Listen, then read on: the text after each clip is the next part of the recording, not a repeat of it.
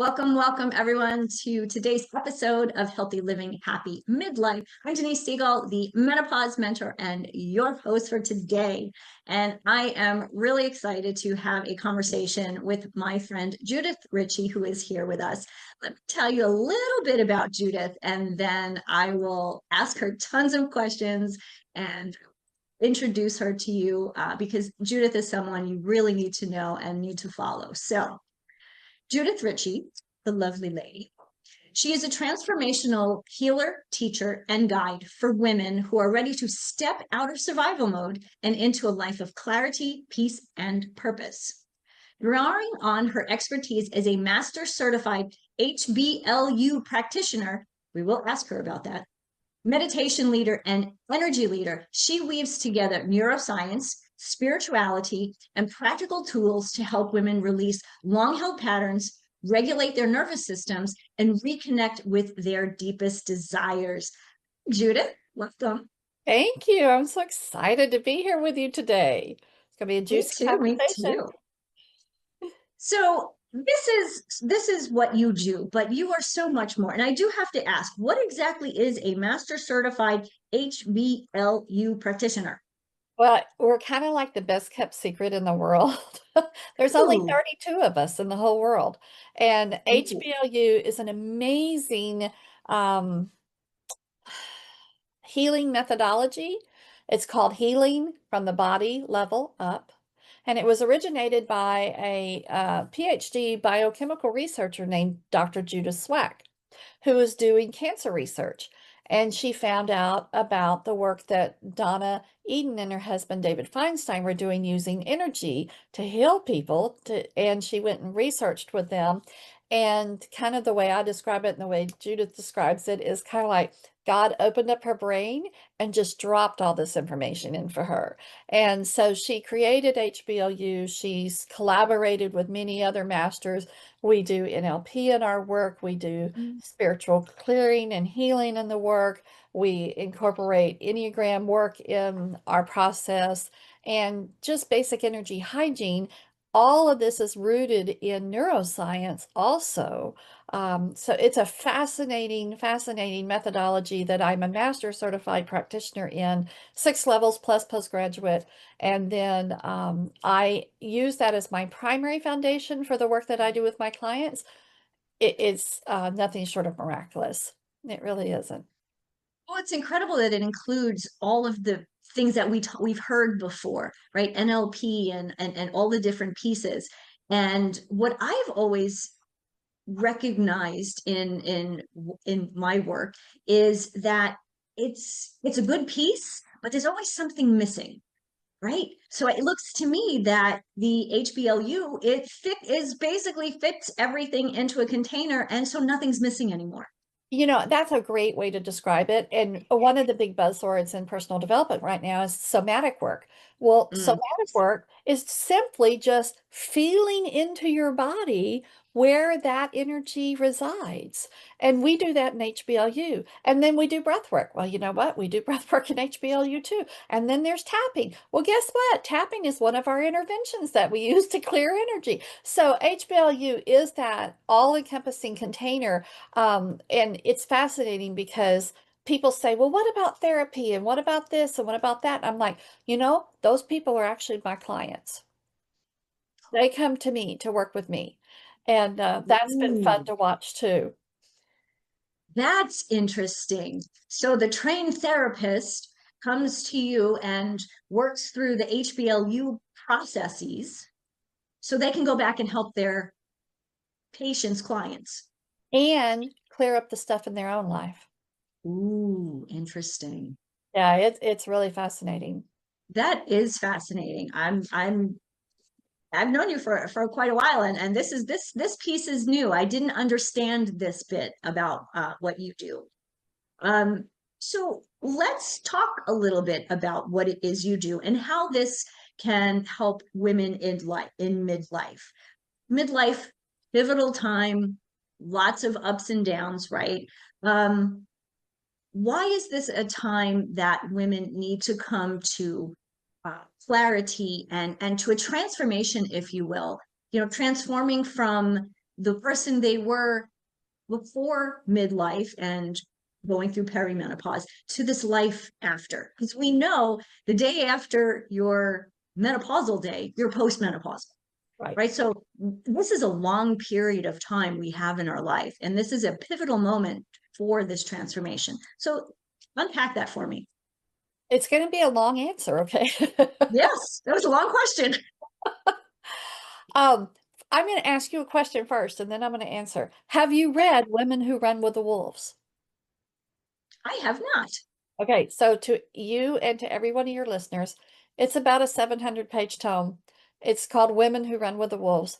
It takes all of the ancestral stories that come from the different cultures, and it talks about women transformation. And so it could be a Ukrainian story, it could be a Korean story, it could be a fairy tale, but every one of these stories talks about what women go through in their life. And it's really interesting because I meet women and they're 51, 52, 53, and they're going, I'm going through this, and oh my God. And I'm like, no, you're right on time. You're exactly where you're supposed to be in your life cycle as a woman and in your transformation as a woman. And I went through the same thing. I had no clue what was going on. I had no one to guide me through it. I had what I call a dark night of the soul experience between 2008 and 2009, where I looked up and I realized my life wasn't working for me. My marriage was miserable. My relationships with my kids were out of whack. I didn't like myself. I was experiencing physical, emotional, mental, and spiritual breakdowns. And finally, one day I just said, you know what? I'm getting off the train. And so I left my job, a very lucrative job as a financial advisor. My husband and I went through some very interesting issues in our marriage. And I just kind of took what I call an adult lifetime out. And I sat on the couch for about 6 months and I desperately looked for resources. I looked for books and I looked for people to talk to. And I went to therapy and I went to group therapy and nothing was happening for me. Nothing was shifting for me.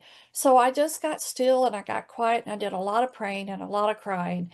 And one day I got up off the couch and I literally felt a hand reach over and turn me back on again. I felt the light switch come back on again. And now I know because of HBLU, that's called my God switch got turned on. I had no idea what had happened, but literally I came back in an instant. Went on and got a master's and started discovering this world of alternative ways to deal with things because what I had been doing wasn't working. And what I knew is that women everywhere have a shared experience, right? Whether we Mhm. have a happy marriage or an unhappy marriage, whether we have children or not children, whether we have, close family relationships or not, lucrative careers or not, we all have a shared experience. We're women. And I knew that other women needed to know about what I had discovered and then subsequently got trained in. So that's what happened for me in midlife, and which has brought me here doing the work that I do now. Yeah. Wow. I mean, what an amazing, scary time. I mean, 6 months is a long time to kind of wander in the wilderness, so to I was speak. just thinking that, wander in the wilderness. That's exactly right. Yeah. That and to be okay with it. I think that's an important piece to really talk through is to be okay with it. It doesn't matter how long it takes, right? You need to figure out what it is, what's going on with you, what works for you. And, whether somebody picks up the phone and schedules time with you or schedules time with their minister or whatever it might be. These are steps that we need to be comfortable to take in order to cross that bridge into this next phase, into this transformation, if you will. Exactly. And like I said, I did the therapy thing and the group therapy thing, and it was just like being on a hamster's wheel. Mm. And there was never any forward motion whatsoever. There was no resolution to what was coming up. Things didn't click. It was just like, we're just going to keep rehashing this. And, I've created something called the Ritchey Method, and we're going to talk about that in a minute. Mhm. But the first step in that is awareness. And um, I am not dissing on therapists. Therapy has a place. It is Mhm. a great place to go find some awareness, right? Whether that Absolutely. comes internally out or whether someone shows you insights of things that they hear you talking about. Therapy is a great place for that. But very rarely does it complete the whole process.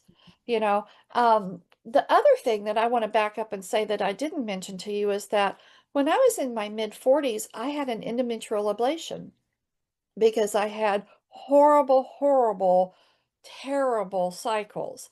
And my OB, well, my GYN at that point, did Mhm. nothing to prepare me for the fact that I was going to immediately the next day after that surgery was complete go into menopause. Into menopause. So, again, this whole shared experience that women have, every woman's going to go through menopause.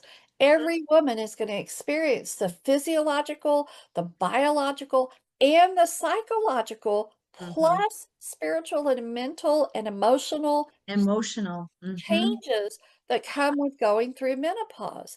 Men are not taught about it, women are not taught about it. It's up until probably the last 5 years, it's been one of the most hushed up, talk behind your hands, oh my God, the change, kind of conversations that Mhm. we have as women. And so here I'd gone through this major life event that, changed so much about me physically, and then followed that up just a few years later with this major life event, of this Oh, dark night of the soul experience.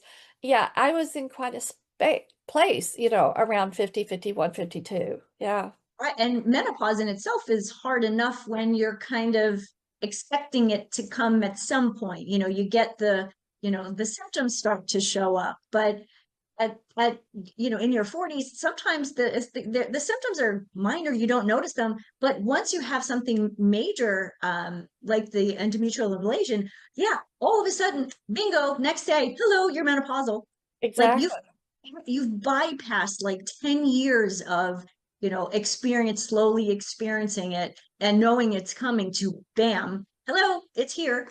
And I can only imagine the frustration and the confusion that you went through, because so I say this, so I'm 54 now.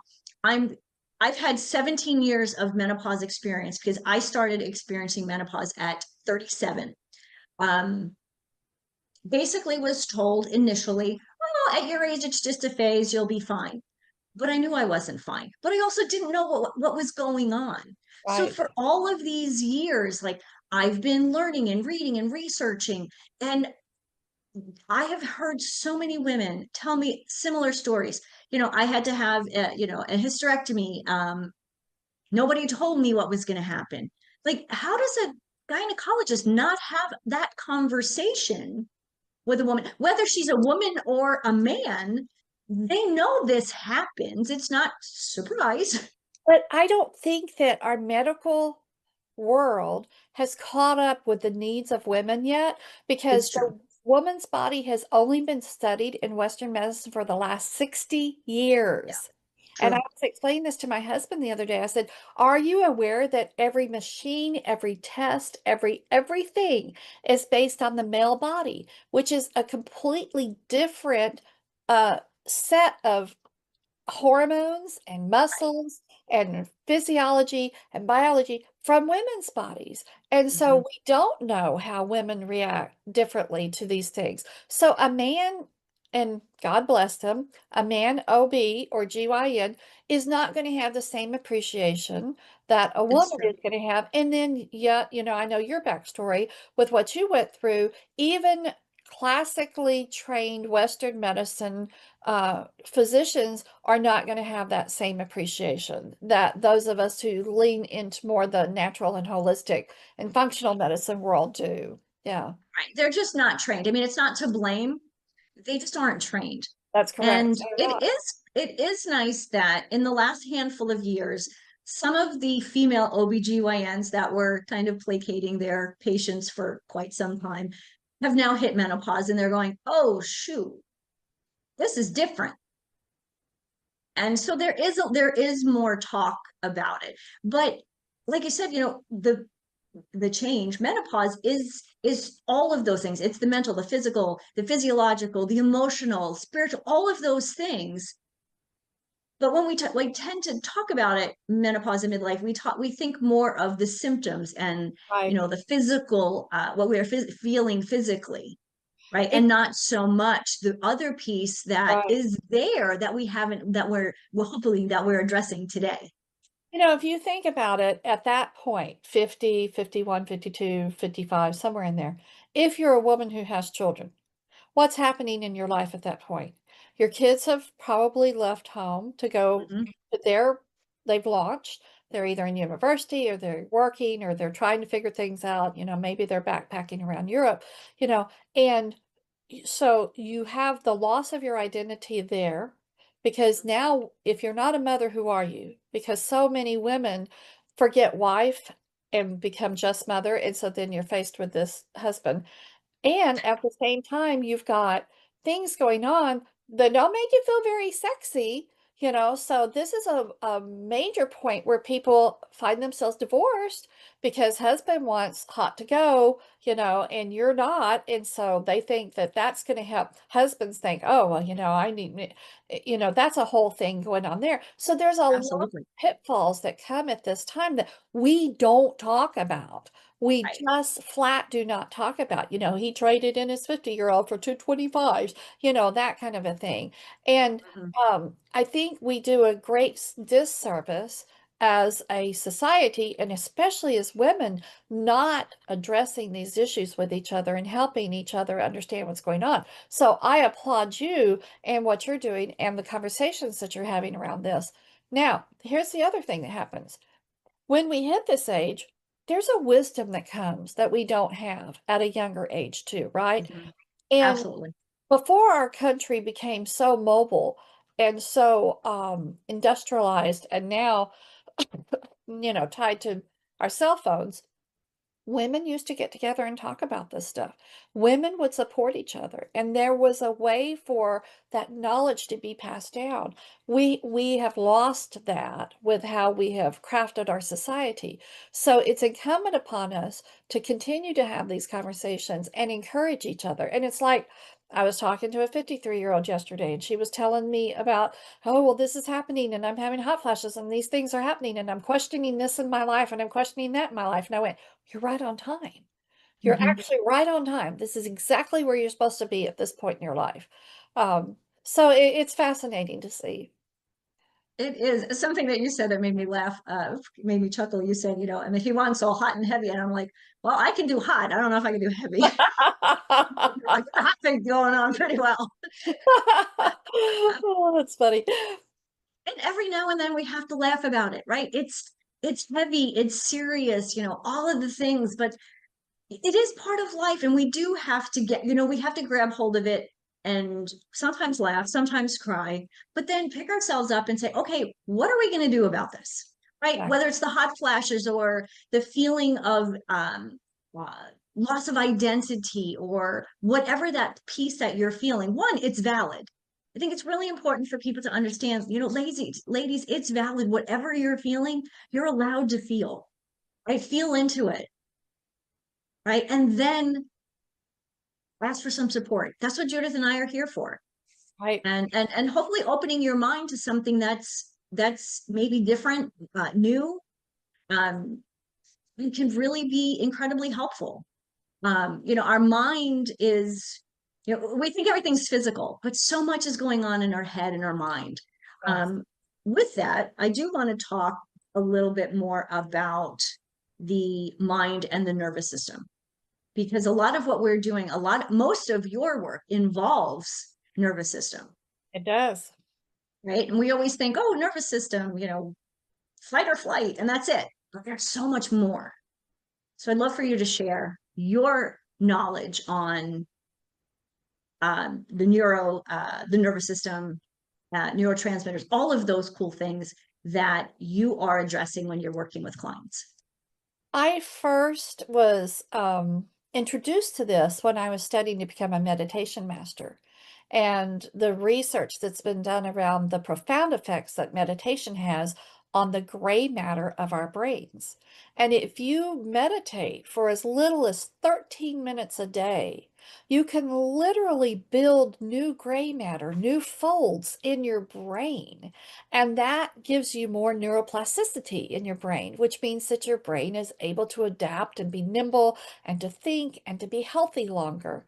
And so one of the things that is recommended for people is to adopt a meditation practice because it helps.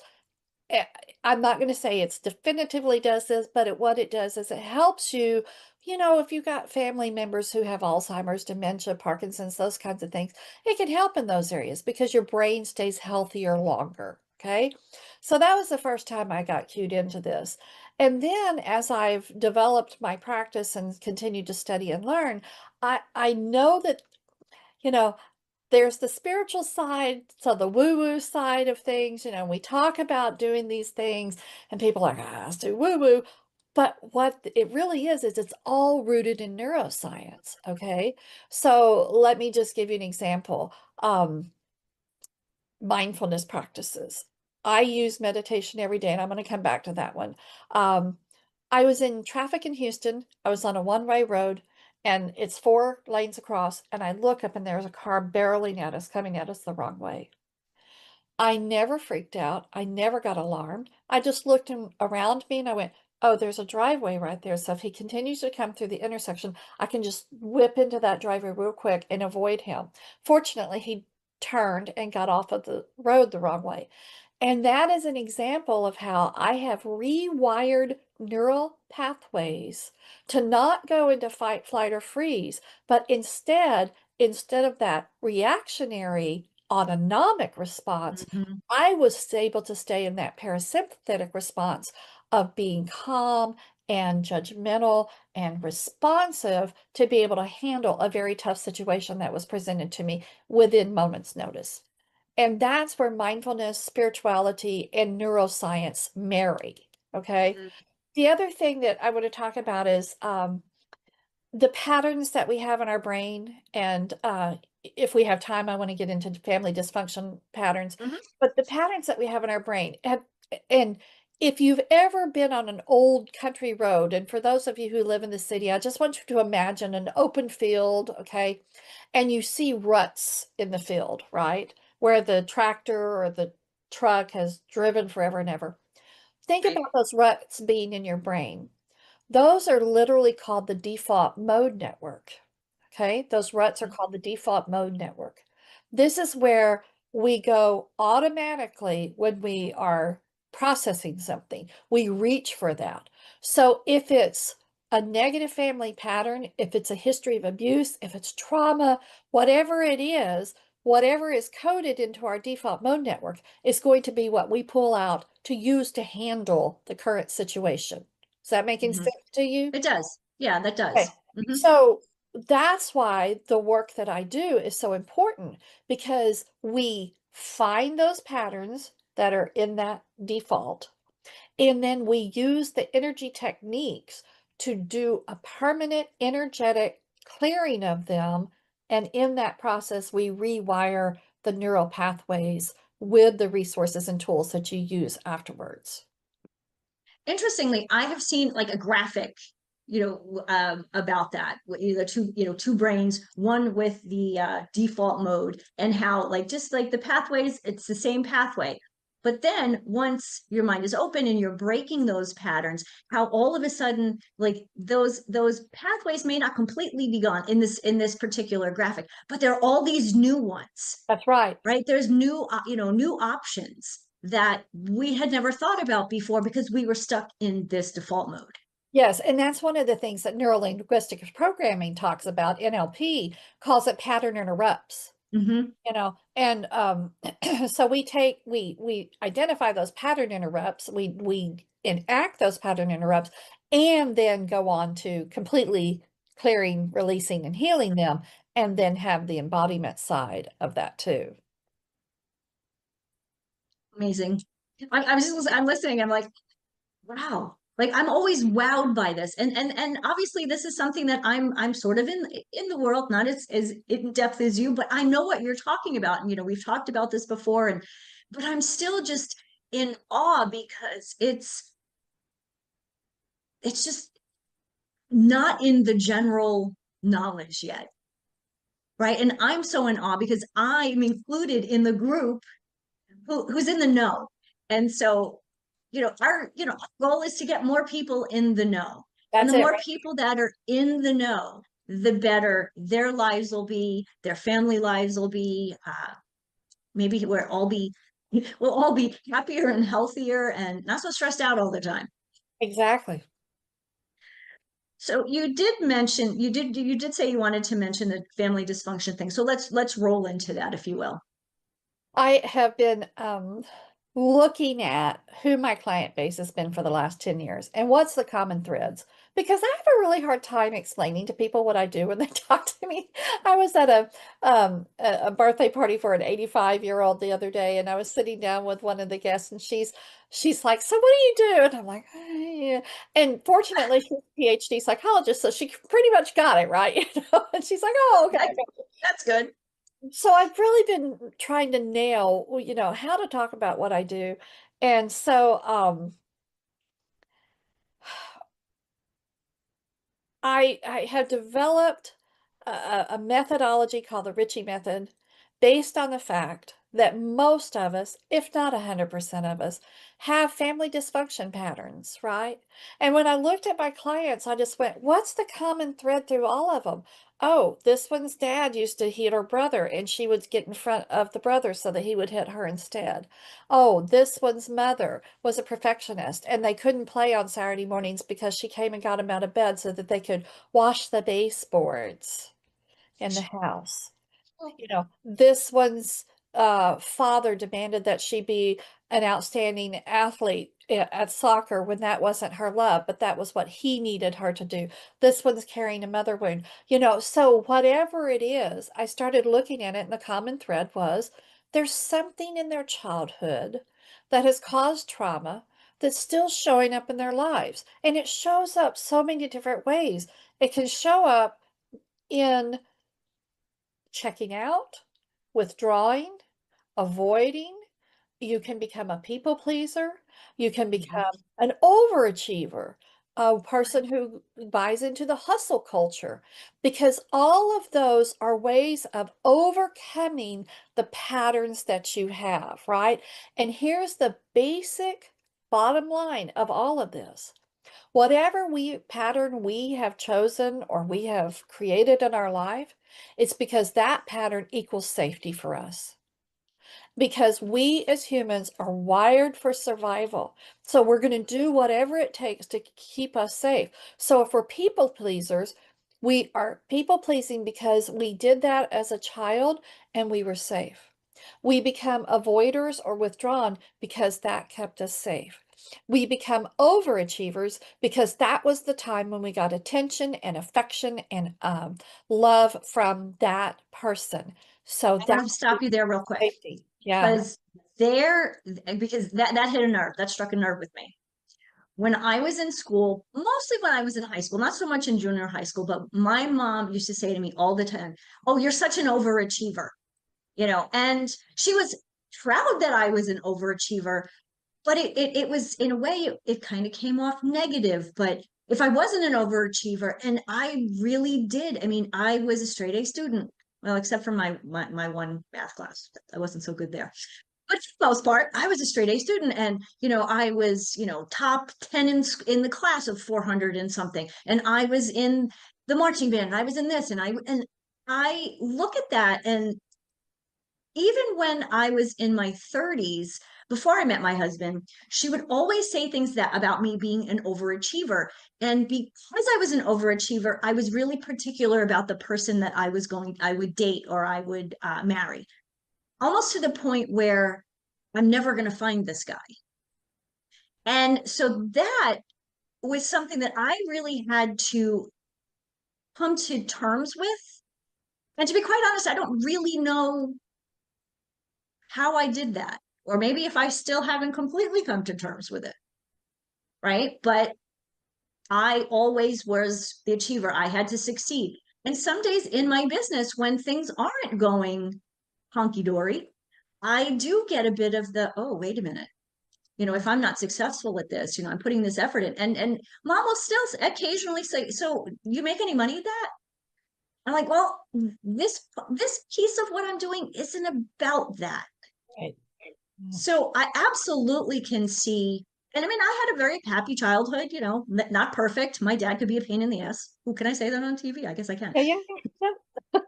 Right. My dad could be difficult. My mom always thought, talked about me as the overachiever. On the flip side, she would always say stuff to my sister like, well, you can't do that. Like you're almost like she wasn't smart enough or she wasn't able to. And that actually, my sister and I are very different because of the way our mom talked to us. Yeah. And still out of love, but still negative effect, right? Yes, yes. And it's fascinating how you can have siblings in a family who are raised with the same parents, and they all have such different takes on how it all works because we create these stories about it, what it means to us. And let me just give you a quick example. Mhm, So, when you're 3, you don't have a lot of words, right? But you have feelings in your body, mhm. somatics, right? Mm, And so when you're 7 or 9 or 12, you have a bigger vocabulary. And right. something happens that triggers that same physical sensation you had when you were 3. And now you have words to put to it. And Mm, that's when you create when this happens, it means I'm blank. wow. And that's where those limiting beliefs and sabotage patterns come in because it's a weird circular thing that we do with our thinking. And I want to talk about the brain for just a second. So we create this identity about ourselves, right? Okay. So then we go through life and it's like, okay, if this thing is true about me, then I must be in these kinds of situations, even though they're not positive, because this thing has to be true about me. And then when the shit hits the fan, oh, see, I knew it. I knew it. It's because I'm this. Right. We do this weird circular thinking that way, right? Mhm, we do. And that's why we find ourselves attracted to people, situations, relationships, jobs, friendships uh, Mm, that are not healthy for us because as much as we don't want to, we're still affirming that negative thing about ourselves because our brain is literally wired toward the negative because mm. we must be on alert for the negative to keep ourselves safe. Safe. Safe. So that's why when you look back over your life, you remember all the crappy things that happened so much easier than you do the happy things that happened. And That's so true. when you've got good things happening, you can use your mindfulness practices, the tools that I help teach, to Mhm, really soak that in, to allow that energy to come in and really get set in your brain so you remember it. Because our brain has two functions, okay? Our brain has the conscious function and then it has the unconscious function. Our consciousness only activates 3 to 5% of the day. Were you aware of that? Only 3 to 5% of the day. I I was not know aware of that. every one of us has driven somewhere and gone, oh, wow, I don't remember passing blah, blah, blah. I don't remember going through that intersection. Okay. Because we just go to subconscious, unconscious. Right. Our unconscious brain is where we operate 97 to 95% of the day.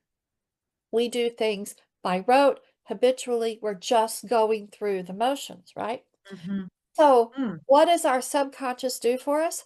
It keeps us from feeling hurt and pain. And how does it do that? It blocks and hides all of those things. But we still have the energetic residue of those things that we're dealing with on a physical basis. Okay. So that's why we do the work that we do to clear the energetic residue. Then there's one other component to this.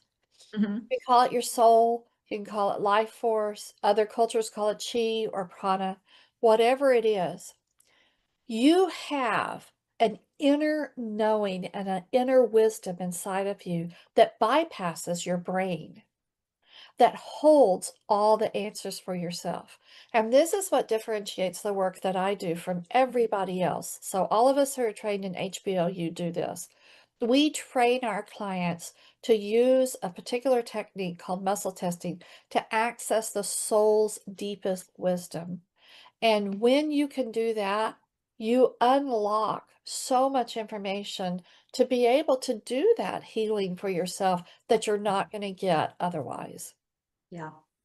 I remember the first time I came across muscle testing. I was in California and I was visiting a friend who had a friend who was a chiropractor. Right. And we were just chit-chatting and, we were in California. So, always well, ahead of the curve when it comes to these kinds of things. And she taught me about it. We talked about it. She taught me how to do it. And I was like, oh, this is really cool. And then I kind of forgot about it for a while until one day you and we were on a call, a group call, and you had mentioned it. And I kind of scratched my head thinking, wait a minute, I know what this means. But when I go to the chiropractor, they do this kind of thing, right? But this Right. is very different. And so I asked you, to refresh my memory. And since then, I do this every single day when I think, when I'm unsure of what I should be writing or how I should be feeling or thinking or whatever it may be. If there's ever a question, this is always part of my morning ritual, my morning routine. Um, and I'm always blown away with, I knew that, didn't I? Yep. I'm about to leap out of my chair right now. I'm so happy about this. It just makes me happy. And what you'll find is that your intuition is going to continue to expand and grow, right? And you're going to hear the answer before you do the muscle testing. That I'm looking forward to. Yeah. Because I know several people, Judith Ritchey as one, who hears that and gets those downloads. I'm like, wait a minute, I want that too. You just I'm not keep there yet. practicing, it'll come. Yeah, Mhm. I know I'm not there yet, but I'm moving towards that. So Yeah, exciting. I love it. I'm so excited. I lost track of what we were talking about. We were talking about the Ritchey method. Yes. Yeah, so let's talk about the Ritchey Method. So in analyzing the work that I've done with my clients, I realized there's 4 steps that I take them all through. And I just added the 4th recently because it just became so evident that this was like the missing piece. So we'd already talked about awareness when you go to the therapist or or trying to figure things out. A lot of times we can get there on our own, sometimes not.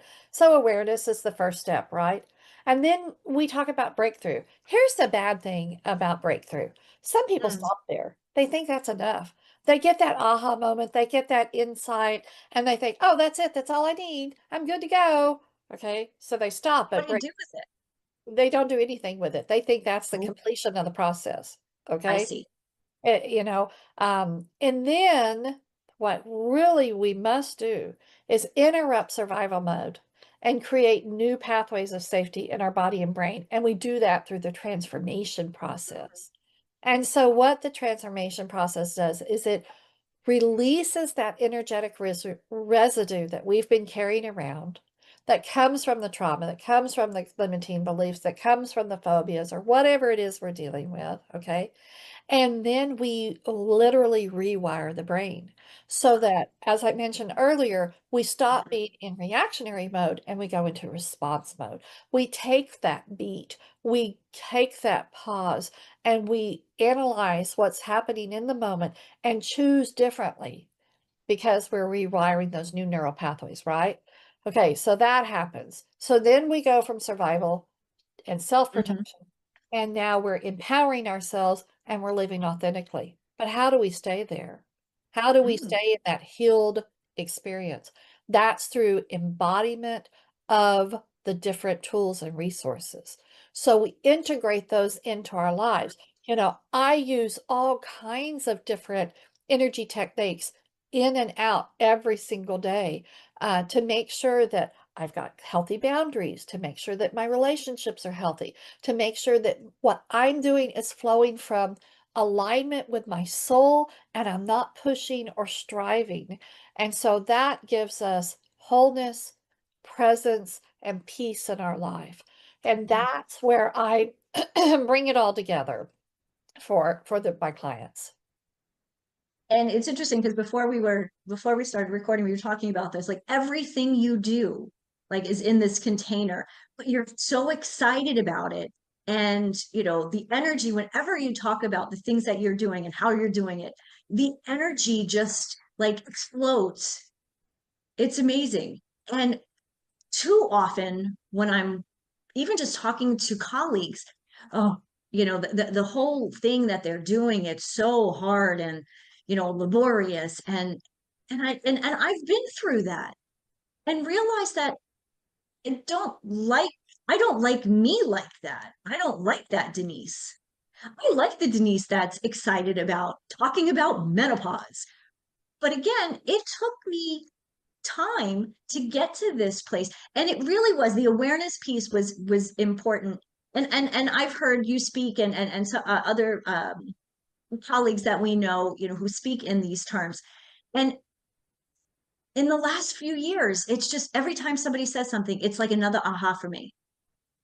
And it's a beautiful feeling. Sometimes it's scary, like, oh, wait a minute, but it's exciting. And I think it's important for our listeners to know that everything that we're doing in life can be exciting. It can be. I Right. love Okay. it. Doing the laundry, maybe not so much. If you need some clean drawers, it's exciting to get those. There you go. I'm going to share with you. I'm 66, my husband's 78 and a half. We've been married 23 years. And when I married my husband, um, he's never been diagnosed, but I'm going to take a wild leap and say he's on the spectrum, right? I think he's a high functioning Asperger's kind of guy, OCD, ADHD, got lots of things going on. And yet, because of the work that I've done, this world that I've immersed myself in, we have created the most beautiful marriage, the most beautiful relationship that wasn't this way 15 years ago. We were on the brink of a divorce. It was because of the work that I've done and the tangential effect it's had on him, and he does a little bit of work with me, Hmm. that I've seen these huge shifts for us to have this beautiful life. I see it in my 39-year-old daughter who's starting to speak the same language I speak, who's I doing love it. some of the same things I'm doing. And we don't do it together. She doesn't talk to me about it, but she's getting it. And I Mhm. see these shifts, going out and it goes up into my ancestors. It's going to go down. It's just amazing when we start shifting the energy and healing the patterns, what happens around us. Absolutely. And it's so exciting to know that that's an option. It is an option. Mhm. Yes. Yes. I love it. I love it. So we do need to close out pretty soon. So I want to ask if there's anything that you want to share that we haven't touched on. I mentioned that when I was going through my dark night of the soul experience, I desperately looked for information. Mhm. And, I went to see a local preacher man that I knew, and he took his Bible out and he dumped it at me and told me what a whore I was because I was dating, and when I was going through my divorce. And so when I was at that point in my time and this dark night of the soul experience, I wasn't real trustful of that kind of information. And like I said, it was just me and God that worked through it all.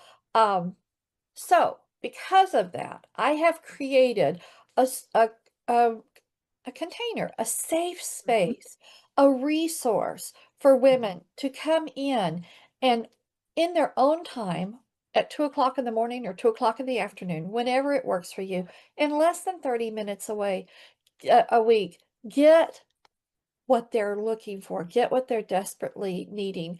And that's my membership that I have. It's called the Transforming Force. You're a member of it. And every week I drop information. I do a training video. I do some support material. I have some type of a ritual or a mindfulness practice or meditation or something for you because those are important, right? That, I'm giving you tools. And then I write you a little love note. And then once a month we do a monthly gathering. And this is what I needed when I was going through this point of my life.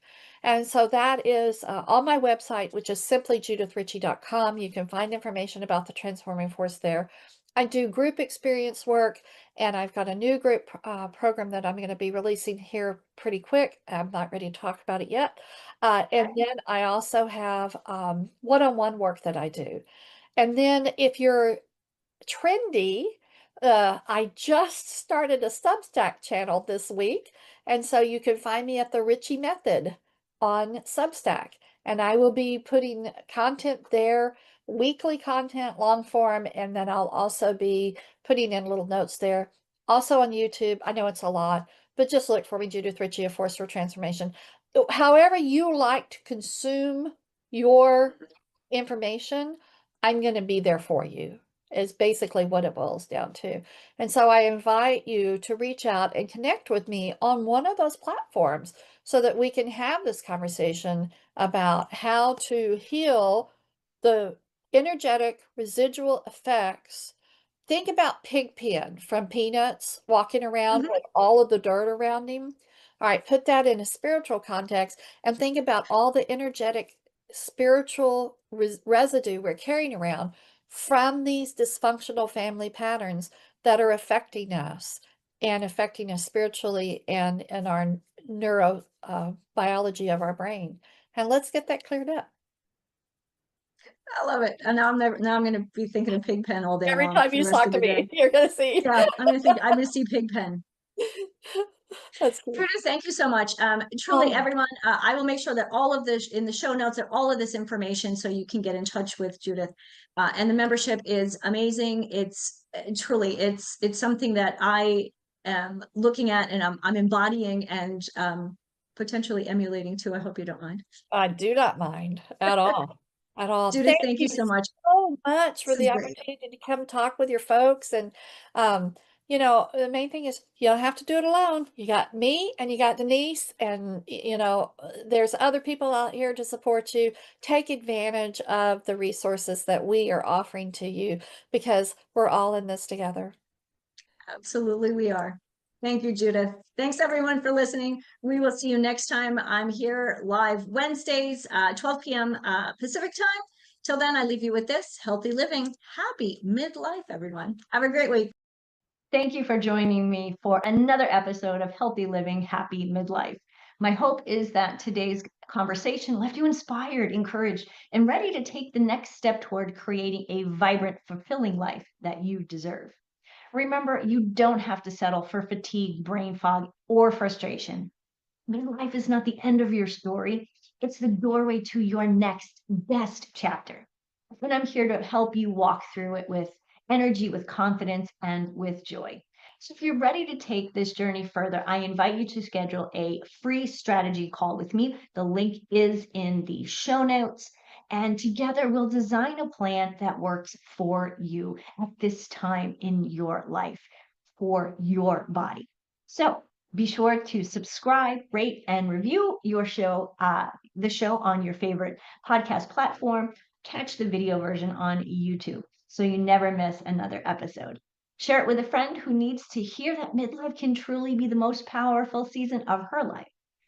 Until next time, I'm Denise Stegall, reminding you that healthy living, happy midlife is not just possible, it's yours for the taking.